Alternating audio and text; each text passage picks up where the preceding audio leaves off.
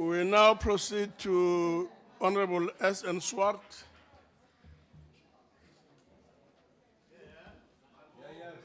Thank you, Chairperson. Chairperson, the ACDP, like speakers before, is particularly interested in stability at the SABC, given the very important role the public broadcaster plays in providing information, entertainment, news for viewers and listeners across the whole of South Africa. And it is for this reason that we participated in the ad hoc committee on the SABC. And those of us who remember, we found conclusive evidence that the SABC's primary mandate as a national broadcaster had been severely compromised by a lapse of governance and management, which ultimately contributed to the board's inability to discharge its fiduciary responsibilities. And we'll remember, after a lot of pressure, eventually the whole board resigned. And so we welcomed the appointment of the interim and permanent boards and have followed with interest the progress that is made in implementing the ad hoc committee's recommendations.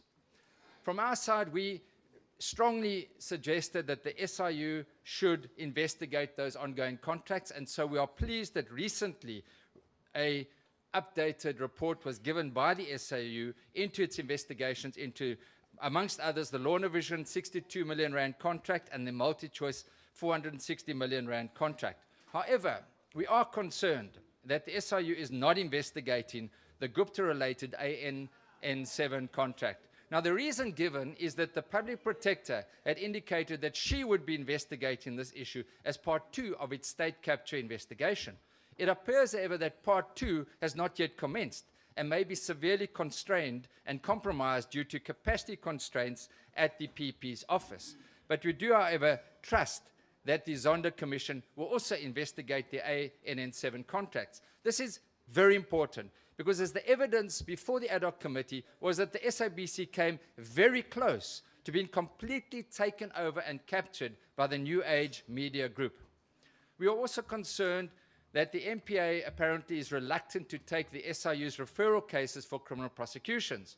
Now, we share the view that the committee members expressed that individuals who looted public institutions should not be allowed to resign or be dismissed without further action being taken. In addition, the ACDP recommends that those board members who recklessly breach their fiduciary duties be declared delinquent directors in terms of Section 162 of the Companies Act. This will act as a deterrent and prevent such former directors from moving from one SOE to the next and causing further damage.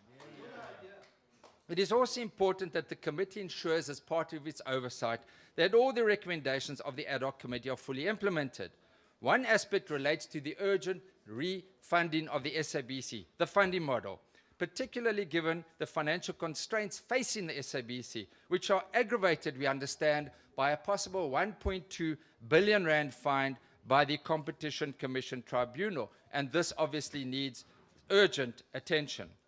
And so whilst we welcome the steps that have been taken to stabilize the SABC, we are concerned that there appear to be what was then raised as an environment that has fear and intimidation, and we understand that that is ongoing, and today I even heard that there are enforcers, you remember Mr. Sladi Motsoneng's enforcers, that are still around. We are concerned about that, and that needs urgent attention. We would urge any staff member to report that to the police, to board members, and if that doesn't help, come to us as Parliament.